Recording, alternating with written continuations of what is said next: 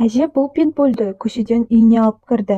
Бірақ біраз уақыт өткен соң әже тұратын ауылдан қатты шыңғырған дауыс естілді. Бір күні бір ауылда қорқынышты ит питбуль пайда болды. Көршілер әжеге ол туралы ескертіп, көшеге шықпағаны жөн болатынын айтқан. Бірақ олардың сөздеріне мән бермей, бір күні үйіне қайтып жатқанда ол итті кездестірді.